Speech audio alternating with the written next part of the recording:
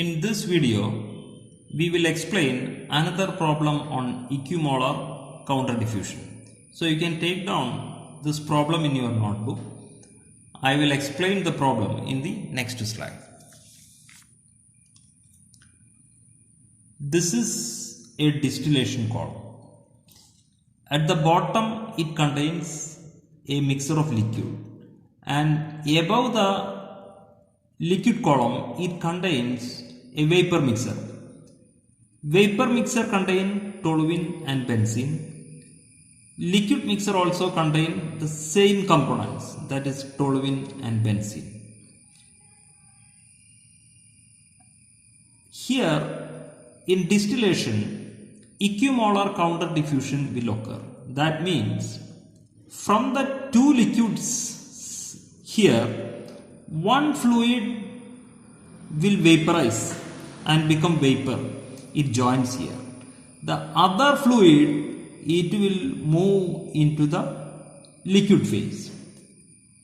As a result, this liquid mixture will become more and more concentrated in any one of the components.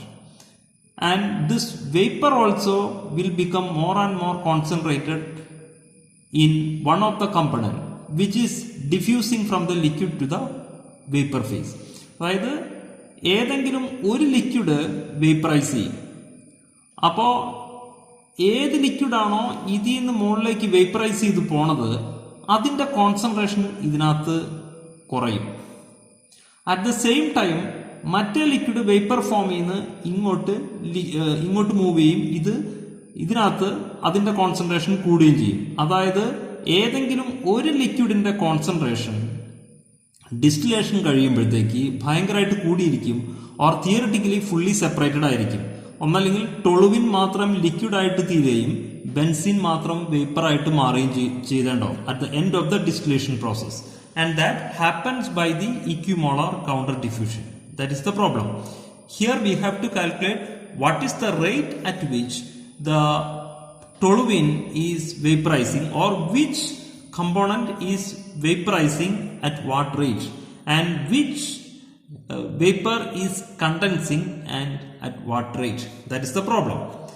ഇതിനകത്ത് mole fraction of the benzene in the liquid face തന്നിട്ടുണ്ട് 0.3. അതായത് ഈ ലിക്വിഡിൽ 30% ബെൻസീനും ആയിരിക്കും, ബാക്കിയുള്ള 70% will be the toluene. And in this vapour 45% will be benzene and the remaining 55% will be the toluene.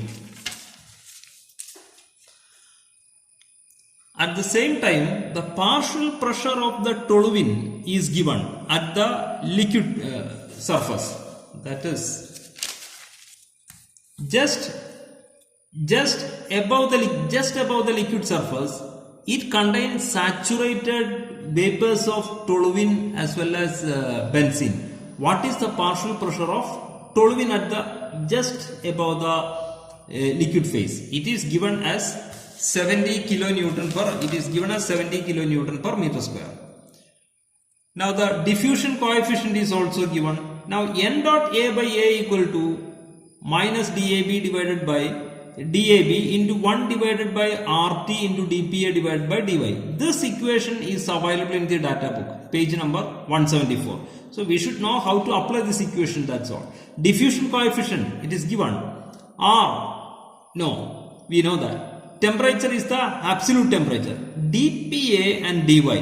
It is given that the diffusion resistance occurs only at a distance 25 mm from the top of the surface. So dy equal to 25 mm. dy equal to 25 mm. Now what is dPA? Here we assume that toluene move from the liquid phase to the vapor phase. That is only an assumption. You can take the case of benzene also. But the problem is the vapor pressure of the benzene is not given. The vapor pressure of the toluene is given. That is why I am taking the toluene is vaporizing from the liquid phase to the vapor phase. Now dPA equal to pressure at section 2.2 minus pressure at section 1.1. We assume that the toluene is vaporizing or moving like this, diffusing like this. So what is the pressure of the toluene at section 11? By Rowlett's law, the partial pressure of toluene at section 11 in the liquid phase equal to vapor pressure of the toluene into mole fraction of the toluene, because at the top it contains benzene and toluene in the saturated form. So what is the partial pressure offered by the toluene? That is partial pressure of toluene into mole fraction of the toluene. That is 70 into 1 minus 0.3. So it works out to be 49 kilonewton per meter square. Similarly, what is the pressure of the toluene? What is the pressure of the toluene at section 22? Here it is in the pure vapor form. The pressure of toluene at the section 22 equal to, here the atmospheric pressure is the pressure, but out of the total pressure, the partial pressure of the toluene is only 55%. So partial pressure of toluene at section 22 equal to, in the vapor phase equal to total pressure into, that is atmospheric pressure into mole fraction of the toluene. Mole fraction of the toluene equal to 55%. So this works out to be 55.55 into 10 to the power of 3. So you can calculate dPA, P2 minus P1. You can calculate dy is also given. So when you substitute in the governing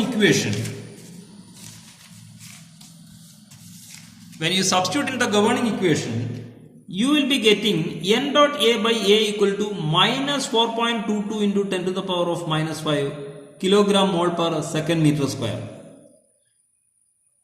So the minus sign indicates that initially we had assumed that toluene move from section 11 to section 22, but the sign we are getting is minus. So our assumptions that the toluene move from section 11 to section 22 is not correct. Actually, it moves from section 22 to section 11. So toluene will move from vapor phase to the liquid phase. As a result, the liquid will become more and more concentrated in toluene. The number of molecules of toluene that diffuses into liquid phase is 4.22 into 10 to the power of minus 5 kilogram mole per second meter square. At the same time, same number of molecules of benzene will move from the liquid phase to the vapor phase. Same number at this rate.